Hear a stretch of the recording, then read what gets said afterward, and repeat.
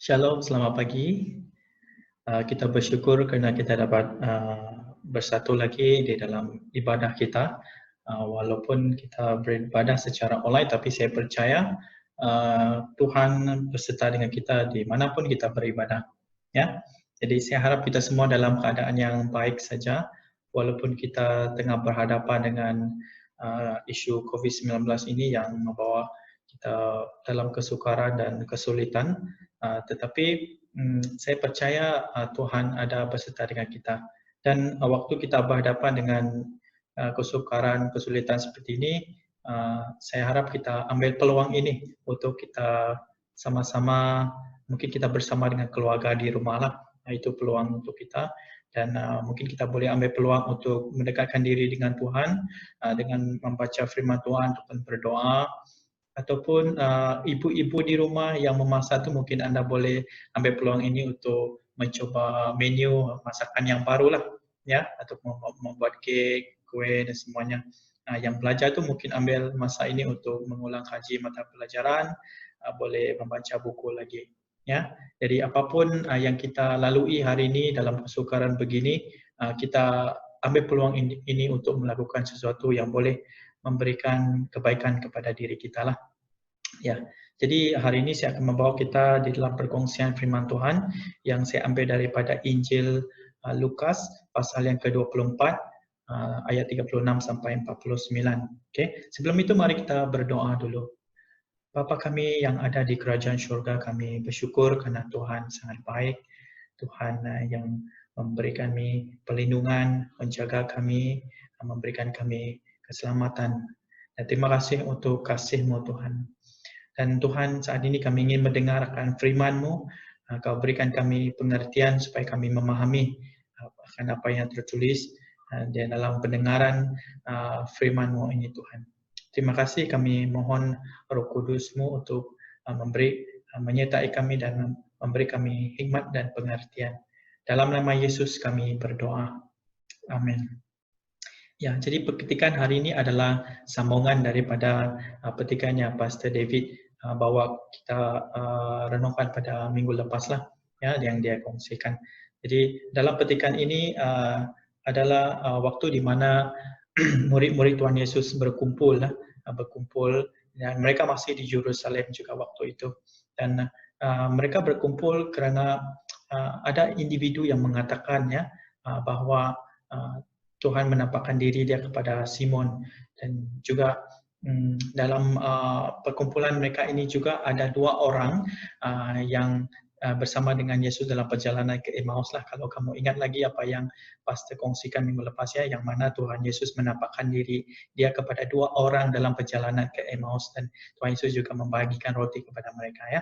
Dan dalam perkumpulan mereka ini juga dua orang tersebut ada bersama dengan mereka, dan mereka menceritakan juga kepada murid-murid dia yang Tuhan Yesus bersama dengan mereka dalam perjalanan ke Emmaus dan membagikan roti, dan mereka menjadi percaya dan bahwa Tuhan Yesus sudah bangkit. Ya, so dalam perkumpulan mereka ini mereka tengah dalam kebingungan juga sebenarnya, ya, kerana waktu itu Tuhan Yesus yang sebagai pemimpin mereka sudah tiada, ya, so mereka tidak ada pemimpin. Jadi mereka pun tengah risau juga kerana mereka takut mungkin orang Farisi yang menyalibkan Yesus itu akan mencari mereka pula, ya, dan memperlakukan seperti apa yang mereka lakukan kepada Yesus, memperlakukan mereka juga, ya. Dan ya, jadi pada waktu ini mereka memang tengah dalam kerisauan, dan waktu mereka berkata-kata dan berkata tentang hal tentang perkara-perkara ini, jadi Tuhan Yesus datang dan berdiri di tengah-tengah mereka, ya. Dan kalau ayat 36 mengatakan semasa mereka berkata-kata tentang segala perkara ini, Yesus sendiri berdiri di tengah-tengah mereka dan berkata kepada mereka, damai sejahtera kepada kamu, dia katakan. Lalu mereka terkejut dan berasa sangat takut kerana menyangka mereka melihat hantu, ya. Jadi mereka ingat Yesus ialah hantu.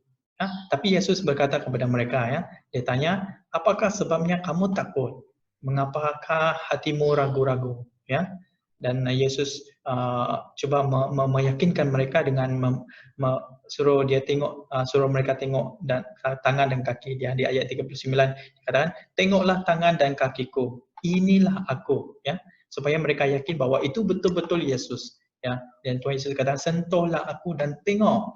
Dan dikatakan, hantu tidak berdaging dan bertulang sebagaimana yang kamu lihat padaku, ya. Dan setelah dia berkata demikian, dia menunjukkan tangan dan kakinya kepada mereka.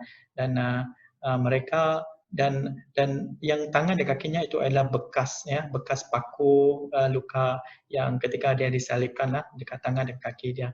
Ya, dia tunjukkan itu supaya mereka percaya, supaya mereka yakin bahwa itu memang betul-betul Yesus. Ya, tapi apa yang berlaku dalam ayat 41 katakan, mereka masih tidak dapat percaya, ya, kerana mereka terlalu gembira dan takjub, ya. Dan Yesus pun bertanya kepada mereka, ya, kerana mereka tidak percaya, jadi Tuhan Yesus tanya kepada mereka. Dia katakan begini, ini sangat menarik. Adakah kamu mempunyai makanan di sini? Ya, mereka lalu mereka memberi dia sepotong ikan yang telah dimasak. Lalu dia mengambilnya dan makan di hadapan mereka. Ya, sangat menarik. Ya, selama ini Tuhan Yesus berserta dengan mereka lah semasa dalam pelayanan tempat semua. Tapi apabila Tuhan Yesus sudah tiada karena disalibkan dan mati, jadi mereka pun dalam keraguan dan mereka tidak tahu yang Tuhan Yesus sudah bangkit. Ya, mereka tidak tahu. Jadi karena hal itu, jadi Tuhan Yesus menampakkan diri dia kepada mereka supaya mereka tahu, supaya mereka percaya bahwa Tuhan Yesus memang bahwa dia memang sudah bangkit dan masih hidup lagi, ya. Jadi kadang-kadang saudara-saudari, ya, kadang-kadang kita yang selama ini sudah bertahun-tahun menjadi Kristen, ya, kadang-kadang kita masih kurang percaya bahwa dialah Tuhan kita, dia Yesus itu. Kita masih ada keraguan lagi, ya. Tuhan Yesus menampakkan kepada mereka supaya mereka percaya dia sudah bangkit. Dan kebangkitan dia ini menunjukkan dia sudah menggenapi apa yang tertulis dalam firman Tuhan, ya, bahwa dia benar-benar hidup, ya, dan untuk menunjukkan bahwa dia sudah bangkit dan menang atas kematian, dan menunjukkan bahwa dia berkuasa ke atas kematian, ke atas segalanya, dan dia adalah Tuhan, ya, dan juru selamat kita. Tapi mereka masih tidak percaya, ya. Jadi kadang-kadang kita pun kadang-kadang merasa begitu, ya. Kita masih ragu-ragu dengan iman kepercayaan kita, ya. Kita masih tidak nampak lagi, kita masih ragu-ragu bahwa Tuhan itu yang berkuasa, Tuhan itu yang sudah mengalahkan maut, berkuasa ke atas segalanya, ya. Jadi Tuhan Yesus untuk meyakinkan mereka di sini dia minta makanan supaya mereka yakin yang itu betul-betul Yesus yang masih hidup, yang telah bangkit, ya, bahwa dia bukan hantu, jadi dia menunjukkan bahwa dia makan, ya. Dia minta makanan, dan apabila mereka memberi dia ikan untuk yang telah dimasak, jadi dia mengambil dan makan. Dia untuk menunjukkan, untuk meyakinkan bahwa dia memang betul-betul Yesus dan bukan hantu. Kalau hantu tak boleh makan. Ya, jadi dia yang berbadankan manusia itu masih hidup lagi. Ya, itu untuk membuktikan kepada mereka. Ya, jadi saudara, kadang-kadang kita ragu-ragu dengan iman kita, walaupun kita sudah lama menjadi Kristen, pergi ke gereja selalu, berkumpul selalu, ya, dan kita masih ragu-ragu di dalam iman kepercayaan kita, ya. Jadi mungkin ada sesuatu yang membuatkan kita ragu-ragu lagi. Mungkin ada perkara yang masih yang mengganggu tumpuan kita untuk percaya, untuk melihat Yesus bahwa dia memang ada bersama dengan kita, yang ada di tengah-tengah kita dalam kehidupan kita secara pribadi. Dia memang ada, ya, dan dia berkuasa ke atas segalanya. Ya, seperti saat ini murid-muridnya berkumpul, Tuhan Yesus berada di tengah-tengah mereka. Tetapi mereka masih tidak percaya, masih ragu-ragu. Dan mereka tidak tahu lagi yang Tuhan Yesus sudah bangkit dari kepada kematian, yang sudah menang ke atas segalanya dan berkuasa. Ya. Jadi, ya, saudara, kita kena ingat, selidiki diri kita sendiri, ya. Karena memang kadang-kadang apa yang membuatkan kita ragu-ragu kepada terhadap Tuhan, kita tidak melihat Tuhan dalam hidup kita, mungkin kerana kita terganggu ya tentang hal yang lain. Tumpuan kita ke arah perkara yang lain yang menyebabkan kita tidak nampak Tuhan itu bersama dengan kita, ya. Kita tidak mengalami Tuhan itu, dan kita lupa bahwa Tuhan itu yang berkuasa atas segalanya, ya, yang berkuasa atas kematian, ke atas penyakit apa semua, ke atas persoalan hidup, ya.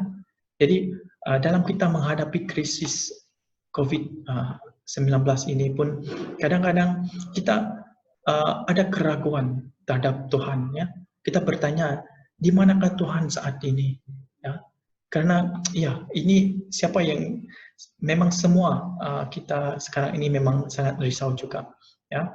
Sangat risau tentang masa depan kita, tentang apa yang kita mau makan, ya, apa yang kita mau lakukan, karena mungkin pendapatan kita sudah berkurangan, ya. Dan ya sekarang ini banyak terutamanya orang yang berniaga, mereka sudah kehilangan pendapatan sudah. So memang itu menjadi masa yang sangat sukarlah bagi mereka, sangat sukar, sangat sulit. Ya, ada orang yang tidak dapat turun ke kerja, dan karena tidak dapat bekerja, so mereka tidak mempunyai pendapatan. Ya, so mereka ada yang tidak dapat membeli barang makanan. Ya, jadi tapi syukur juga ada juga bantuan, yang ada pihak yang sudi memberi bantuan itu, kita bersyukurlah dengan kebaikan Tuhan itu semua, ya. Nah, tapi apa yang saya mau tekankan di sini, hal-hal seperti ini yang mengganggu, ya, macam isu COVID-19 ini yang membuatkan kita, tumpuan kita ke arah itu, membuatkan kita risau, membuatkan kita takut, ya, tentang hal soal kehidupan kita ini, ya. Tapi melalui apa yang kita baca saat ini, ya, saudara, yang kita belajar hari ini, ya, Tuhan ada beserta dengan kita dan Dia berkuasa di atas segalanya. Dia ada di tengah-tengah hidup kita. Ya, dalam kondisi keadaan kita hari ini, Dia memang ada. Tapi kita tidak yakin saja. Itu yang membuatkan itu saja masalah Dia, karena kita masih ragu-ragu terhadap Dia. Ya. Tapi Tuhan mengerti. Ya, Tuhan mengerti. Ya, Tuhan mengerti akan murid-muridnya saat ini dalam keadaan yang takut, dalam keadaan yang ragu-ragu, ya, dan mereka kurang percaya. Tuhan tahu, karena ya mereka sudah kehilangan pemimpin. Ya, jadi mereka risau akan tindakan yang seterusnya ke atas mereka, seperti mereka rasa takut kalau orang Yahudi akan mencari mereka lagi, orang Farisi akan mencari mereka lagi dan memperlakukan mereka seperti apa yang mereka lakukan terhadap Yesus. Ya, Tuhan Yesus tahu itu mereka ragu-ragu. Tetapi apa yang Tuhan Yesus yakin dengan mereka adalah Tuhan Yesus meyakinkan mereka dengan firman Tuhan. Ya, kalau kita tengok di ayat yang ke 44, kemudian Tuhan Yesus berkata kepada mereka, inilah perkara-perkara yang telah kukatakan kepadamu semasa aku masih bersamamu dahulu. Segala perkara yang tersurat tentang aku dalam Taurat Musa, kitab-kitab Nabi, dan kitab Mazmur pasti akan berlaku. Ya, Tuhan Yesus cuma ingatkan mereka, karena selama mereka bersama dengan Tuhan Yesus ada menceritakan, ada berkhotbah tentang apa yang tertulis di kitab suci tentang Dia, ya. Karena apa yang tertulis di kitab suci, Taurat Musa, kitab-kitab Nabi, dan kitab Mazmur, itu semua adalah tentang Dia. Jadi Tuhan Yesus meyakinkan mereka supaya mereka ingat apa yang tertulis, ya, dalam Taurat Musa, kitab-kitab Nabi, dan kitab Mazmur, ya. Jadi saudara, apa yang membuatkan kita kurang percaya ataupun kita masih ragu-ragu ialah kerana kita tidak menyelidiki firman Tuhan itu, ya. Karena kita kurang pengertian di dalam firman Tuhan, ya. Jadi ya, mungkin kita perlu membaca lebih lagi firman Tuhan, saudara. Ya, sebagai orang Kristen, firman Tuhan itu, Alkitab ini adalah dasar iman kita. Jadi kita perlu membaca dia. Kita perlu tahu apa yang tertulis di dalam Alkitab. Karena di sinilah kenapa iman kita bertumbuh. Kenapa iman kita dasar iman kita adalah firman Tuhan ini. Ya, jadi saudara, kenapa kita ragu adalah karena kita tidak membaca firman Tuhan. Kita tidak meneliti, tidak menyelidiki, dan kita tidak merenungkan firman Tuhan. Ya, jadi saya menggalakkan supaya kita terus membaca firman Tuhan, ya, membaca dan menyelidiki dan merenung apa yang tertulis di dalam firman Tuhan. Ya, saya tahu dan saya paham kadang-kadang kita membaca Alkitab kita kurang paham, kita kurang mengerti, ya, karena mungkin apa yang tertulis itu terlalu dalam sehingga kita tidak dapat mengerti, tidak dapat memahami, ya. Tetapi kita tidak perlu risau karena Tuhan sendiri akan memberikan kita pengertian, akan memberikan kita pemahaman. Karena kalau di ayat 45 mengatakan, ya, apabila Tuhan Yesus berkata kepada mereka tentang hal-hal di perkara yang tertulis di kitab suci, dia berkata, lalu dia membuka pintu pemahaman mereka supaya mereka mengerti maksud kitab suci. Ya. Jadi Tuhan Yesus membuka pemahaman murid-muridnya, supaya mereka mengerti apa yang kitab suci tertulis tentang dia, ya, tentang kebenaran firman Tuhan itu. Ya. Jadi tidak perlu risau, saudara, kalau kita membaca firman Tuhan, mungkin itu sukar untuk kita pahami, tapi Tuhan sendiri yang akan membuka pintu pemahaman kita, supaya kita mampu untuk mengerti maksud kitab suci ini. Ya. Mampu mengerti apa yang tertulis di dalam firman Tuhan. Ya, jadi kita terus membaca firman Tuhan, terus renungkan firman Tuhan, saudara. Ini sangat penting sekali. Ya, jadi apabila kalau kita merenungkan firman Tuhan, kita akan menjadi semakin percaya. Kita tidak akan ragu lagi tentang kebenaran firman Tuhan. Ya, karena kebenaran firman Tuhan itu yang akan memerdekakan kita, apa yang tertulis di kitab di Injil, ya, di scriptures, yang kebenaran firman Tuhan itu yang akan memerdekakan kita, ya. Jadi saudara, di dalam kehidupan kita sehari sebagai orang yang percaya, kita perlu merenung firman Tuhan, ya, secara pribadi. Mungkin waktu ini dalam kita berhadapan dengan isu COVID-19 ini, mungkin waktu ini kita boleh mengambil masa untuk belajar firman Tuhan, renung, membaca, dan menyelidiki firman Tuhan. Saya percaya bahwa Tuhan akan berbicara kepada kita secara pribadi. Ya. Tuhan akan menyampaikan ataupun memberi kita inspirasi, ya, untuk pengertian dalam firman-Nya. Ya. Mungkin sekarang ini kita tengah risau, tengah takut, ya. Tapi kalau kita renungkan firman Tuhan, saya percaya Tuhan akan memberikan keteguhan di dalam hati kita, kekuatan di dalam iman kita, supaya kita tetap tidak takut, tidak risau akan soal hidup kita yang kita sedang dalam kesukaran berhadapan dengan isu COVID-19 ini. Saya percaya Anda merenungkan firman Tuhan, Tuhan akan menyatakan sesuatu secara pribadi kepada Anda. Ya. Dan apabila kita menjadi percaya, ya, kalau kita sudah mengenal ataupun memahami visi firman Tuhan itu, dan kita semakin percaya dengan yakin, dengan iman kepada Tuhan kita Yesus Kristus, kita harus bersaksi tentang kebenaran ini kepada orang lain, kepada orang di sekitar kita, dan kepada keluarga kita. Ya, karena kalau kita tengok di ayat yang seterusnya, Tuhan Yesus di ayat yang ke-46, dia berkata lagi, demikianlah yang tersurat, bahwa Kristus harus menderita, lalu bangkit semula daripada maut pada hari yang ketiga, dan pekabaran tentang pertobatan dan pengampunan dosa akan diisytiharkan demi namanya kepada semua bangsa, mulai di Yerusalem. Kamulah saksi segala perkara ini. Dan aku akan mengurniakan pemberian yang dijanjikan Bapa-Ku kepadamu.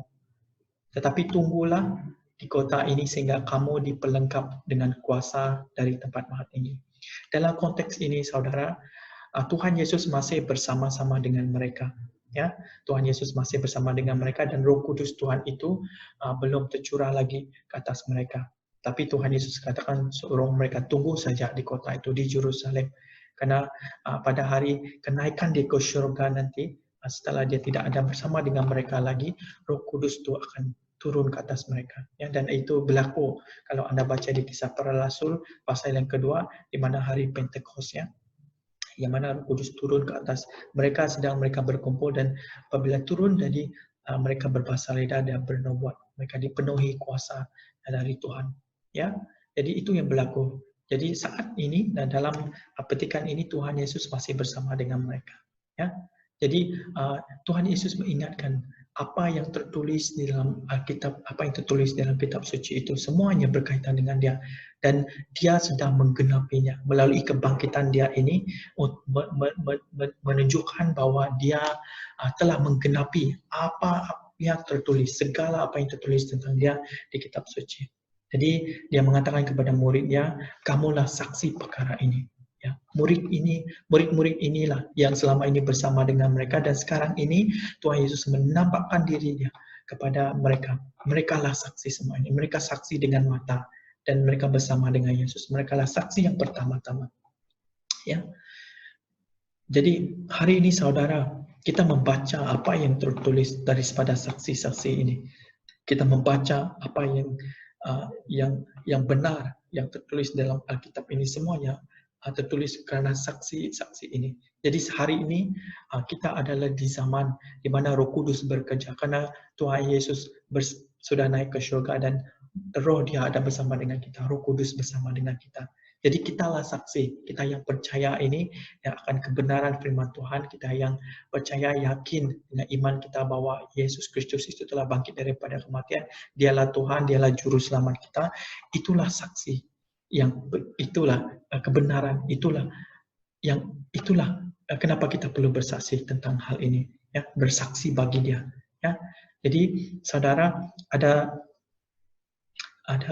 beberapa cara untuk kita bersaksi. Ya, kita boleh bersaksi tentang iman, kepercayaan kita, keyakinan kita kepada Kristus melalui perkongsian firman Tuhan. Kita berkongsi Injil, kebenaran Tuhan kepada orang lain. Ya, kita bermula daripada keluarga kita. Ya, Yerusalem itu artinya keluarga kita. Ya, sebelum kita kongsi kepada orang lain, kita berkongsi kepada keluarga kita dulu, menjadi saksi kepada keluarga kita dulu. Ya.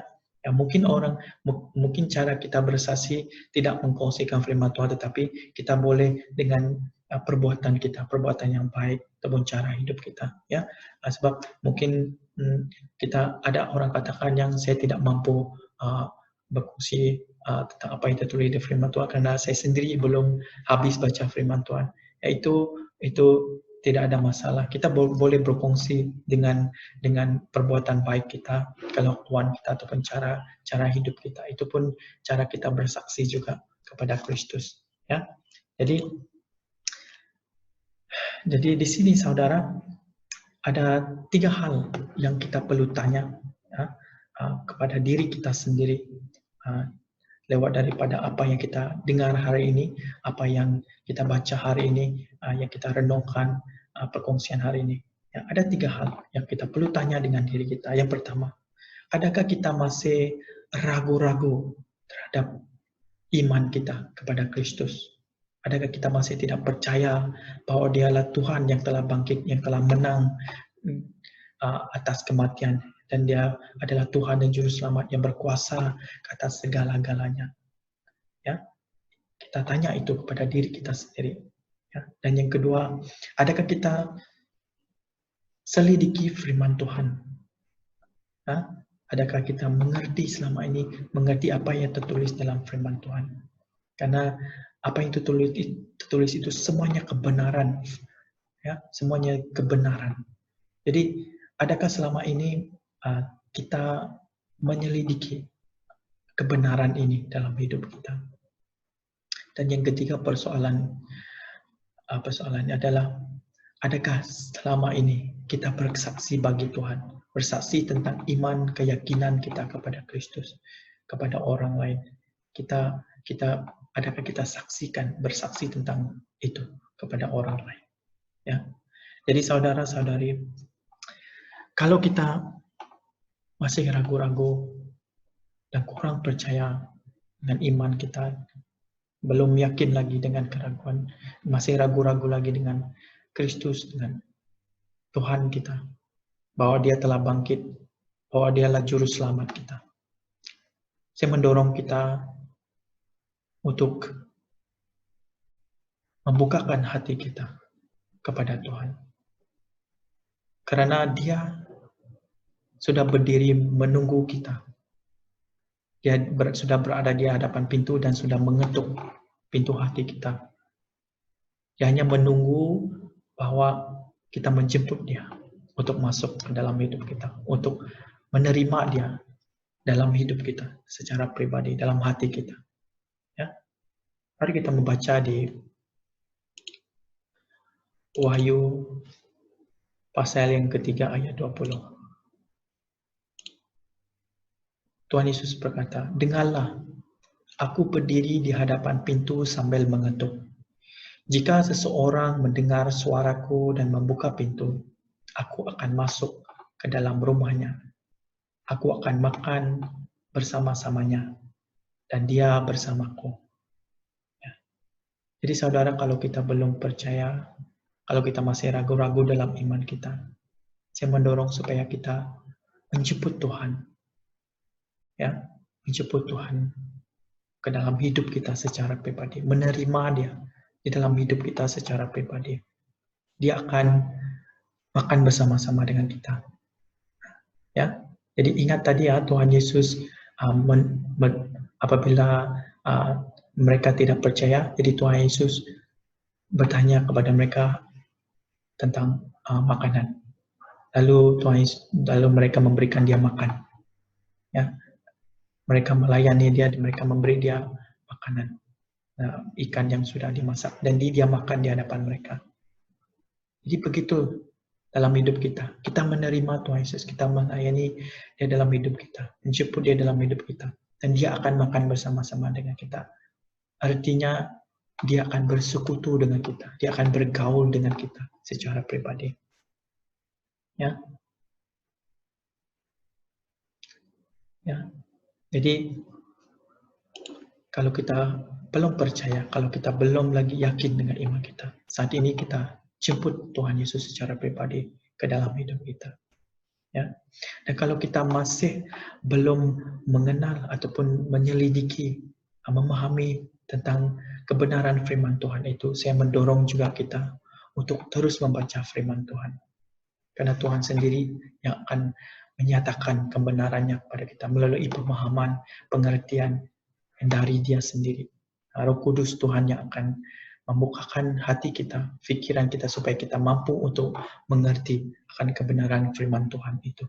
Jadi saya mendorong kita untuk membaca firman Tuhan. Kalau Anda yang belum membaca firman Tuhan itu, mungkin waktu ini Anda boleh meluangkan masa Anda. Ya, ambil peluang yang ada untuk membaca firman Tuhan. Kalau Anda yang selalu membaca firman Tuhan, Anda teruskan untuk membaca firman Tuhan, ya, supaya kita terus mengerti akan firman Tuhan dan kita terus diteguhkan di dalam iman kepercayaan kita melalui kebenaran firman Tuhan.